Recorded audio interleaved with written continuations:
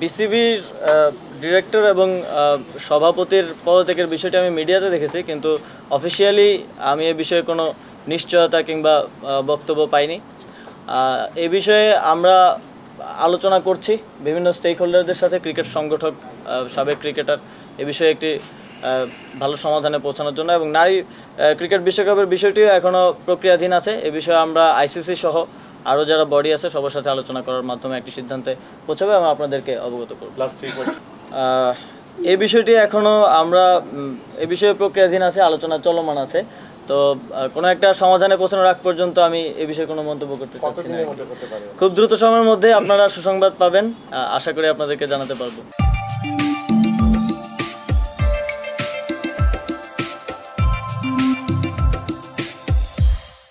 আমার মনে হয় যারা স্পোর্টস মিনিস্ট্রিতে এতদিন ধরে কাজ করে যাচ্ছেন তারা যদি সহযোগিতা করে, তাদের সহযোগিতা আমি পেলে এটা খুব দ্রুতই যেই চ্যালেঞ্জগুলো আছে সেগুলো আমরা মোকাবেলা করতে পারবো। এবং অন্যান্য সেক্টরের থেকে আমার মনে হয় এখানে কাজ করাটা সহজ হবে এবং আমরা খুব দ্রুতই আপনাদেরকে আমাদের সাফল্য এবং দৃশ্যমান যেই সফলতা সেটা দেখাতে পারবো। হ্যাঁ, আমি উপভোগ করছি, কারণ আমার স্পোর্টসের প্রতি ইন্টারেস্ট ছিল, আপনারা জানেন।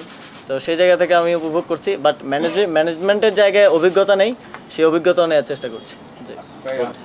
টি-20 বিশ্বকাপের ব্যাপারটা হচ্ছে এটা আয়োজন করতে পারা আমাদের জন্য একটা ভালো ল্যান্ডমার্ক হবে, যেহেতু বাংলাদেশ একটা খারাপ সময়, একটা সংকটকাল করছে।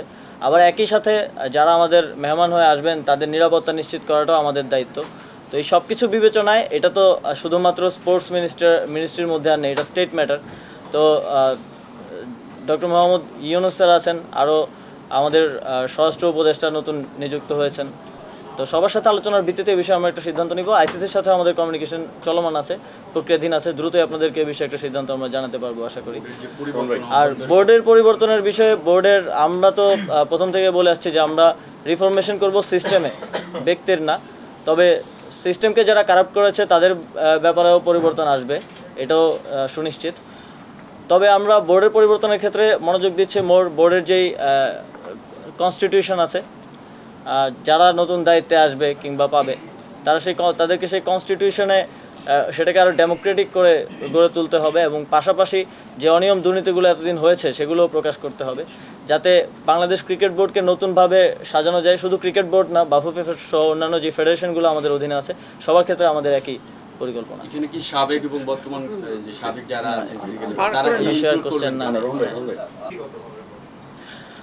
যেই আমাদের অনেক ইনফ্রাস্ট্রাকচার আছে এবং ডিপার্টমেন্ট আছে যেগুলো এখন তেমনভাবে সক্রিয়ভাবে রান করছে না আর কি।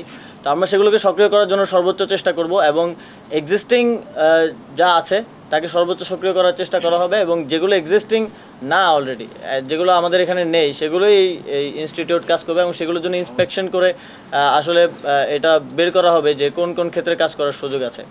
আর দ্বিতীয় প্রশ্ন, আমি কোনো টাইম ফ্রেম দিয়ে আসলে তার মধ্যে বাধা পড়তে চাই না, কারণ এখানকার বাস্তবতা অনুযায়ী যত দ্রুত সম্ভব আমরা স্পোর্টসের প্রতিটি ক্ষেত্রকে সক্রিয় করার চেষ্টা করব এবং যেই জায়গাগুলোতে প্রবলেম আছে সেগুলো সলভ করার জন্য ইতিমধ্যে আমরা কাজ শুরু করে দিয়েছি। এর প্রাথমিক একটা লক্ষণ হলো আমাদের স্পোর্টস ইনস্টিটিউট। আর কোনো প্রশ্ন? যেই ফেডারেশনের স্থিতাবস্থা তৈরি হয়েছে, পদগুলো শূন্য হয়ে গেছে কিংবা দায়িত্বশীলরা নেই, তাদের সাথে আমরা বসে দ্রুত সময়ের মধ্যে সেই ফেডারেশন বা স্পোর্টস সংক্রান্ত যারা কাজ করছেন দীর্ঘদিন ধরে তাদেরকে দিয়ে আবার সেগুলো পুনর্গঠন করার উদ্যোগ নেব।